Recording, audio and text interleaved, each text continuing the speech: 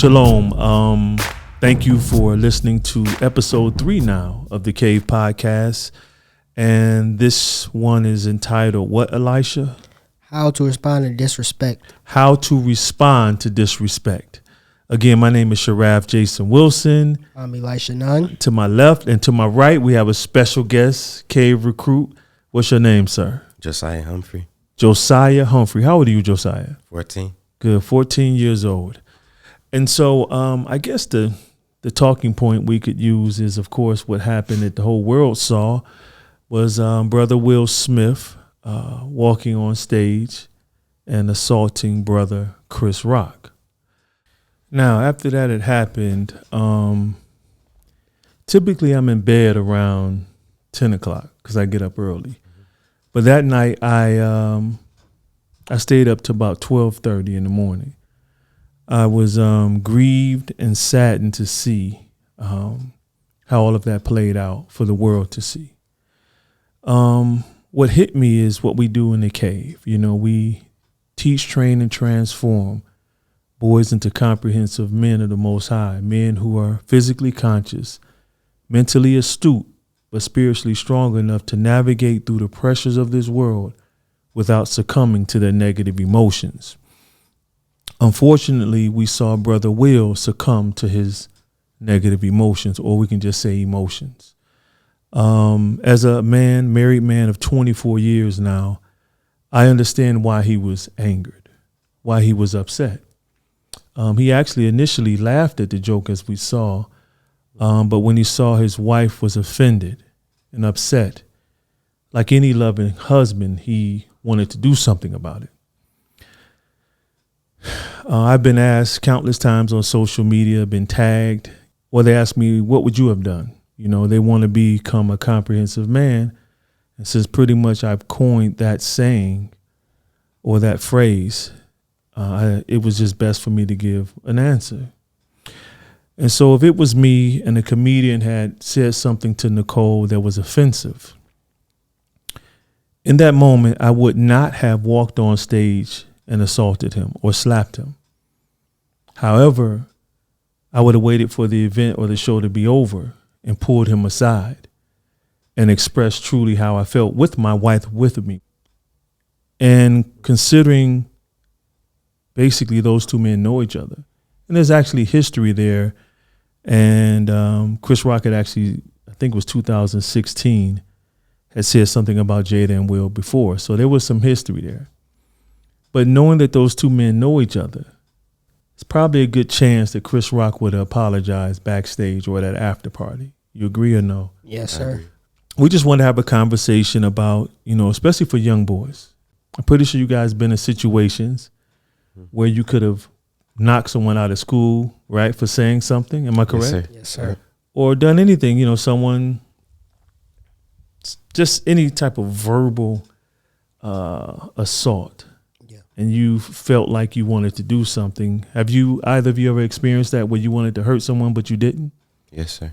Give me an example. One of you. I remember I was at the summer camp and I was dealing with alopecia, the same thing Jada is dealing with.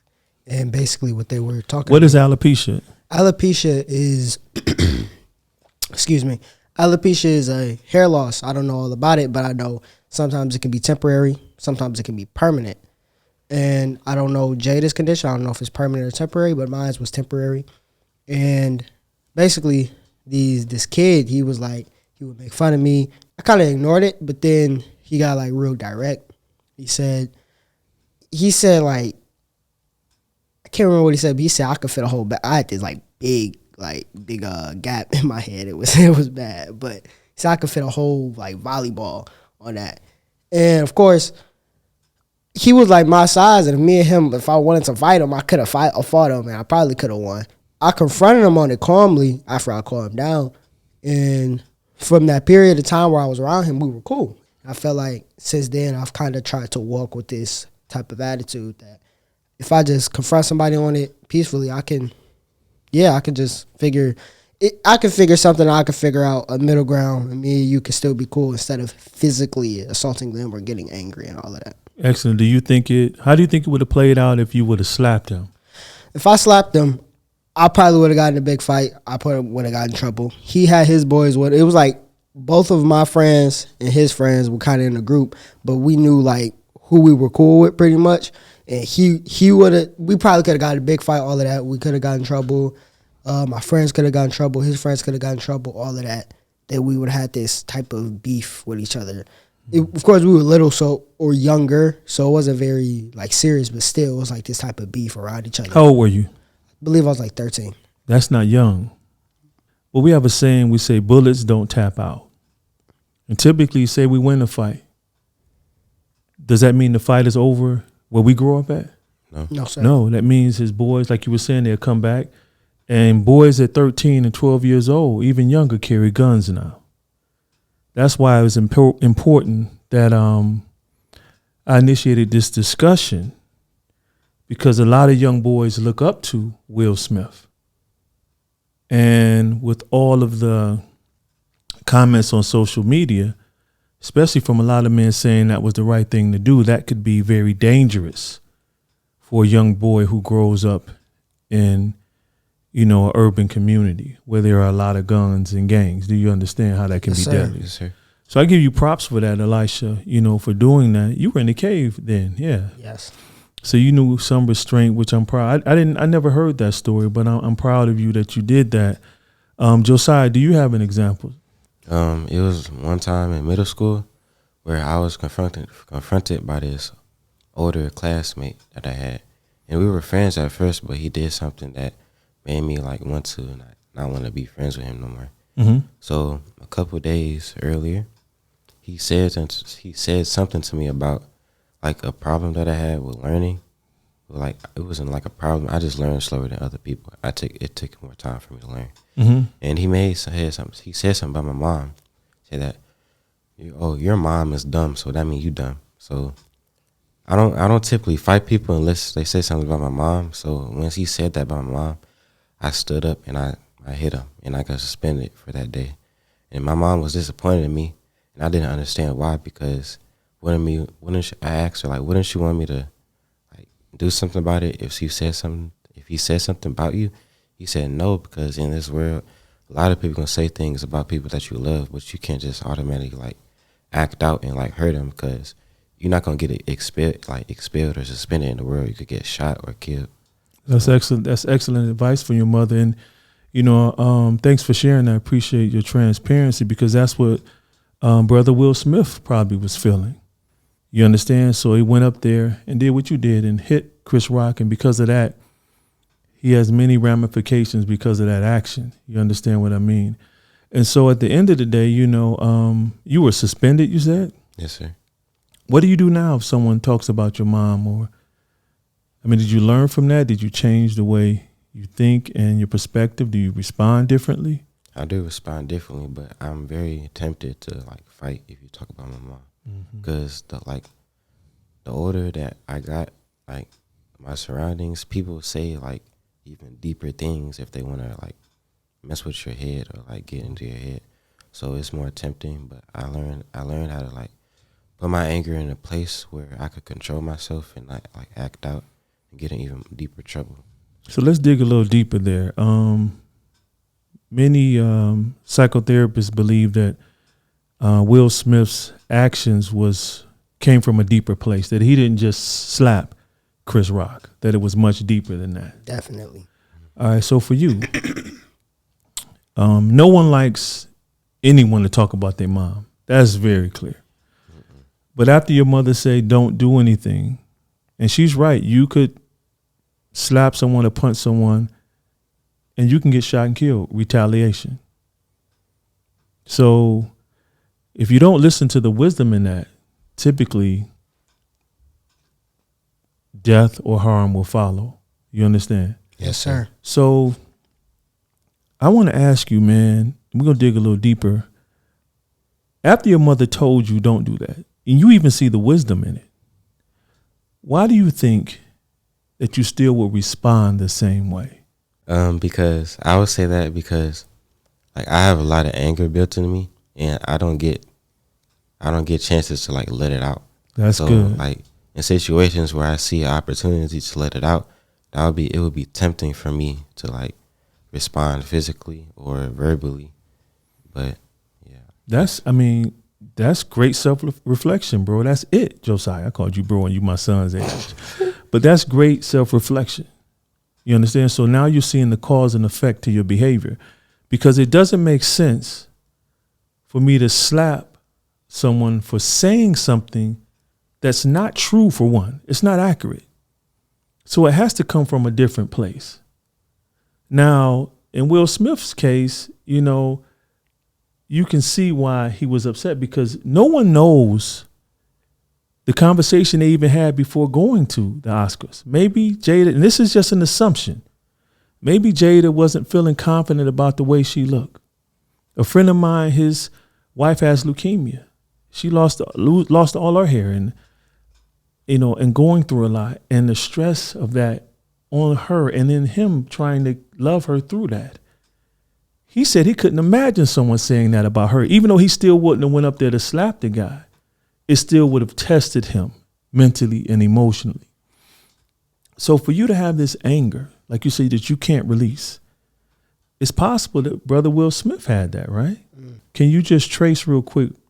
It could be several places where this anger is coming from. Can you just tell me one? Absent father. Absent father, good. So can you give us some background on that? Like, I know, but for the listener right now, what happened to your first dad? Why, he just wasn't there.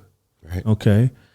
Second, you got a stepfather, beautiful man, Jeff, beautiful father figure. He wasn't your biological, but like I say with stepfathers, a stepfather is a man who stepped up. What happened to Jeff? He passed away. He passed away.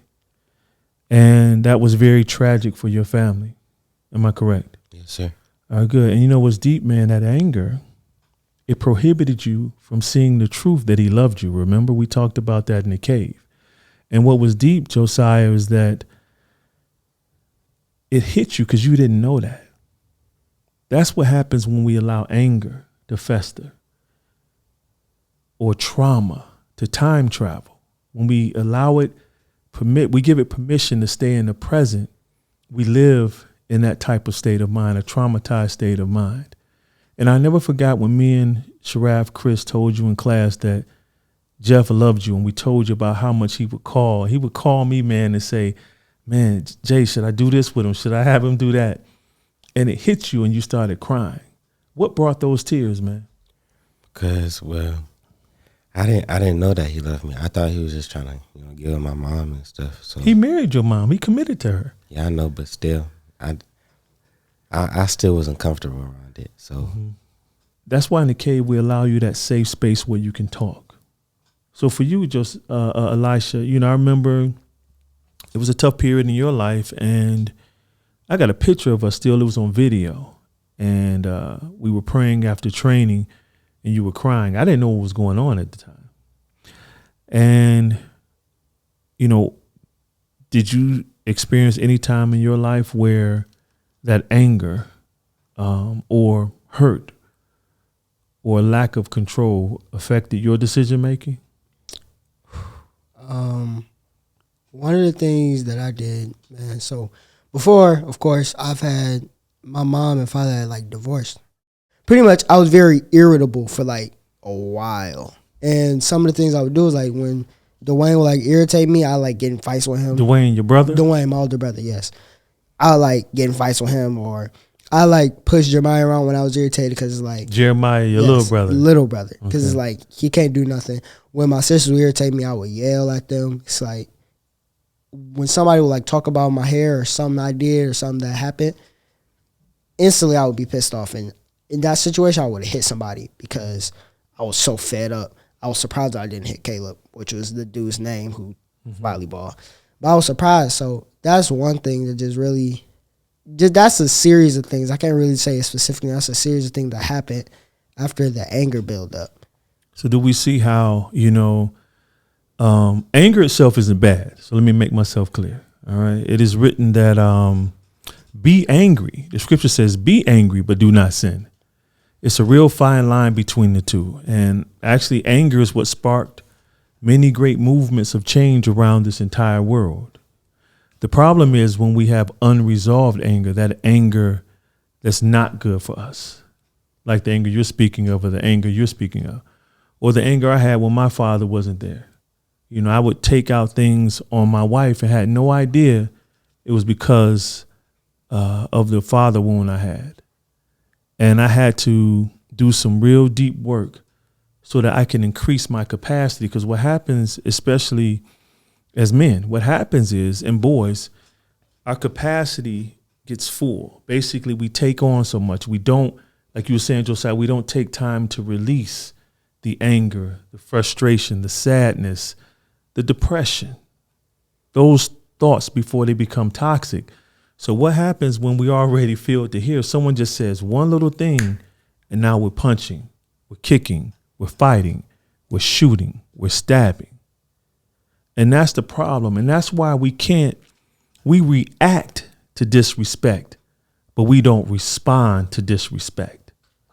So a response in that scenario with Will Smith, because if Nicole, my wife, we were in a comedy, just say we were at the Oscars, and the documentary that's coming out on The Cave with Lawrence Fishburne, say we were winning an award or something, and the comedian says something very disrespectful to Nicole, and we're in the front row. I allow myself a moment to process what's going on, like Doctor Strange. We all seen Infinity War, right? Yes, sir. Remember when Thanos was coming, he was sitting there meditating in the air, and he was like processing all of these scenarios. What's the best response for this incoming threat? He had to pick the one that was what? The one that will succeed. Yeah, advantageous for them. But to the world, it looked like what? He was weak, right? He punked out, right? Mm-hmm. So Will Smith, just like many other men I know who were in that situation and responded like him. When the last time you seen an action movie with two brothers, regardless of ethnicity, reconciled their beef without fighting or shooting at each other? Can you name me a movie? I'll see. No. In hip hop, it's very rare when there's beef. It's very rare that you will see two rappers reconcile without putting out diss tracks, shooting each other up. You understand what I'm saying? Yes, sir. So the culture itself programs us as men to pretty much handle conflict the way Will did. Am I correct? I mean, I want you guys to talk. Yes, what do you sir. think? Yeah, that's pretty much it, right? That's how we supposed to do it. So when someone says, don't you think he could have handled it a different way? Yeah, of course. But when you look at the way we're programmed as men to be men, that is the very definition. Someone say, oh, someone disrespects your wife, oh, go blow their mouth out, right? Right. I want to expose the deception of what a real man is, this world's definition of one. Because if we keep continuing to try to resolve conflict with conflict, there'll continue to be situations like we saw at the Oscars. There'll continue to be more bodies in the city morgue. Do you understand what I'm saying? Yes, sir. And so let me ask you a question. Between the two, who do you think responded the best? Will Smith or Chris Rock? Chris Rock. Why do you say Chris Rock, Josiah?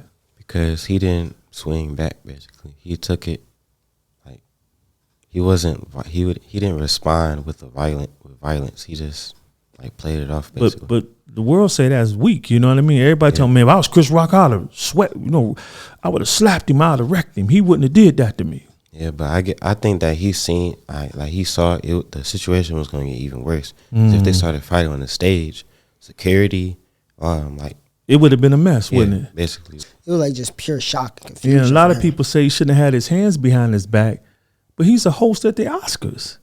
Why shouldn't he have his? He ain't out here on Linwood and Davidson. You know what I mean? He's a host at the Oscars. He knows Will Smith. Will Smith walking towards him, like, man, the last thing you thinking, this brother gonna hit me on live TV. One of the scriptures I want to bring to this conversation is Proverbs. Let's go Proverbs 25:28.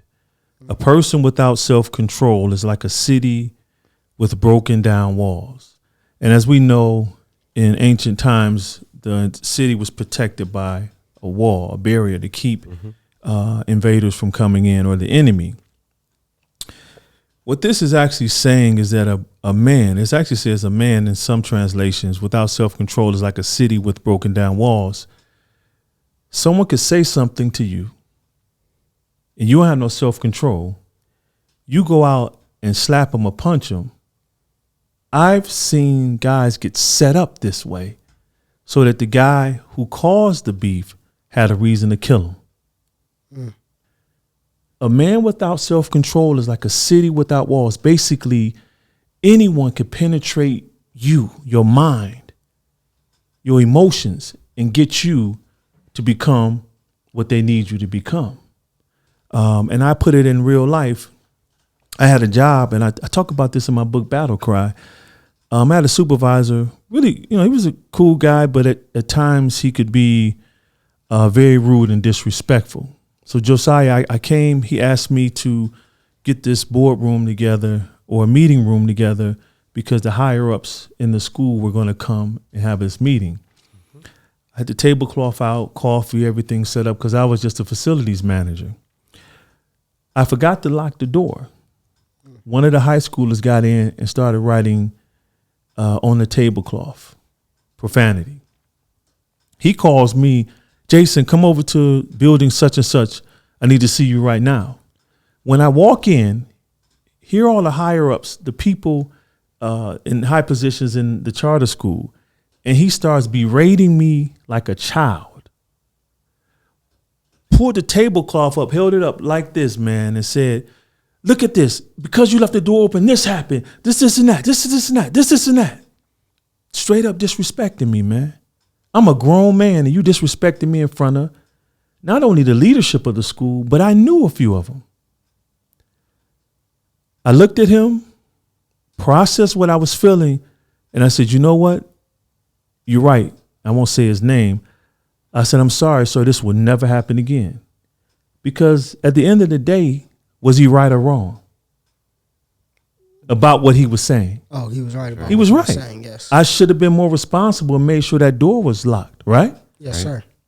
Was he wrong for talking to me that way? Yes. If I would have cursed him out or slapped him, who you talking to? Wow.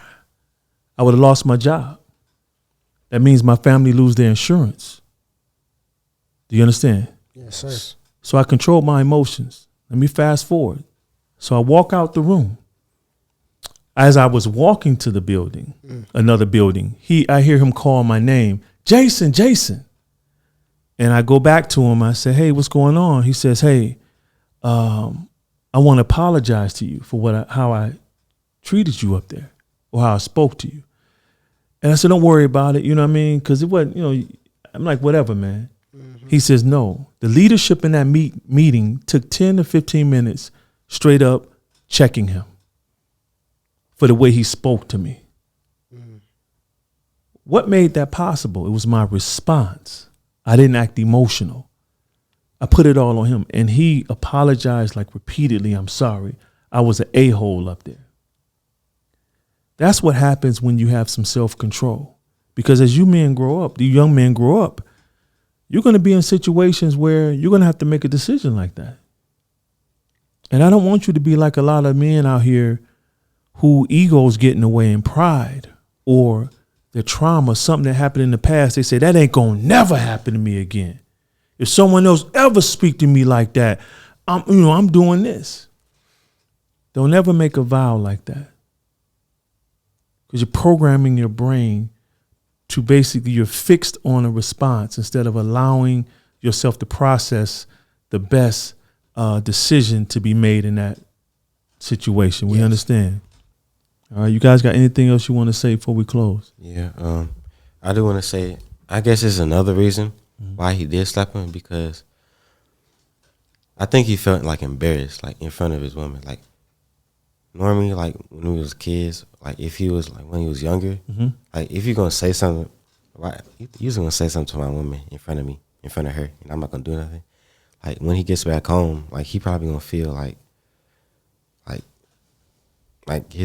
she gonna say something like So you just not gonna do nothing about that? Like with me, I would feel weird. Like I would feel, Soft, weak. yeah, soft. Like people gonna think of me like you soft. You gonna let this man? You gonna say something to your girl like that? Now, again, let me reiterate. He should address Chris Rock. He couldn't leave the Oscars without saying something to Chris about offending his wife. Don't get me wrong. You don't go home with that one. That's how you create unresolved anger. Do you understand? Because you angry right now. You angry. But no, I'm not gonna say nothing. That happens to a lot of adults where we experience bad customer service and we don't call the manager or tell that staff person, hey, I don't like the way you're speaking to me. We get in the car. Next thing you know, we're cussing and mad. I should have said something to them. I hate myself for not saying something. Yeah, you don't gotta be soft about it. You could just be like you could say what you want to say. Just be smart about it. Like don't be dumb. It's like start cussing them out in front of them. Like be smart about it. Like work out the situation as best as possible. And that only happens, Josiah, when we learn how to become verbal processors. But you can't process it verbally if you've never go introspectively or basically deal with what's going on inside of you. So yes, you're right. Will Smith shouldn't have went home now and not done anything. After the awards, he won the Oscar, right? Yes, sir. All right, for Best Actor. Show over. Hey, Chris, I need to holler at you for a minute. Walk over there with Jada. They already know each other. Say, hey, man, I don't even want to go home with this. And I don't even feel comfortable smiling in your face. I don't even want to go to the party right now until I address this with you. Your words offended my wife. Hurt her. You don't even know what we deal with or she has to deal with every time she wakes up and see that all of her hair is gone. And I want to let you know that joke offended me and I'm very angry right now. And I would give the brother an opportunity to respond. Let me close on this, and I meant to tell this story. To me, this is what's a threat when my wife is in danger, when I have to respond vigilantly.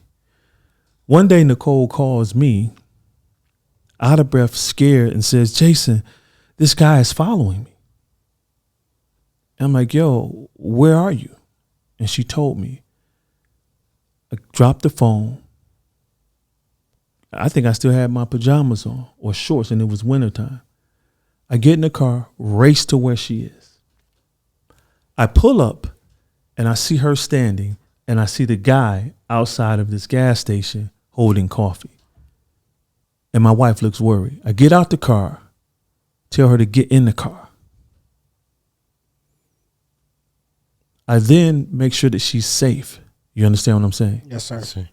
Now, I'm going to be transparent because my following actions I didn't have to do. But because of the anger, I would say even the fear of my wife's safety, I needed to let this man know that whenever you see that woman right there, brother, I need you to walk in the other direction. I said, man, was you following my wife? Well, no, man. I said, no, man. So now you calling my wife a liar.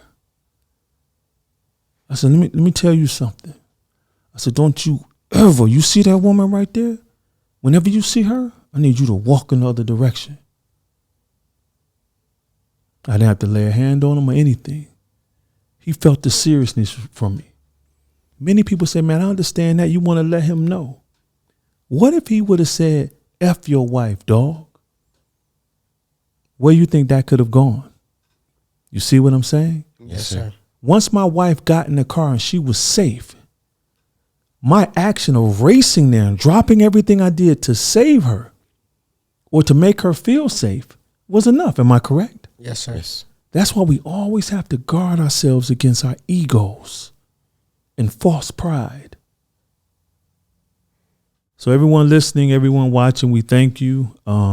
We hope this conversation is one you can use to speak with your sons, or even as adults talk to each other about, what's the best way to respond to disrespect? Or even, I would say, since we dropped some scriptures, the godly way, the righteous way to respond, so that we can always be in the Most High's will. All right? Yes, sir. Yes, sir. All right, we going. And thanks again for listening. And we coming back, episode 4. Sexual self-control. You want to do that one? Yes, Okay. for sure. Episode 4. You going to come for that one? Yes, sir. So the next episode will be called Sexual Self-Control. And we thank you for listening. Thank you for watching. And we look forward to seeing you. Well, not seeing you. We can't see them. We look forward to having that conversation. All right. Shalom alaikum. Alaikum shalom.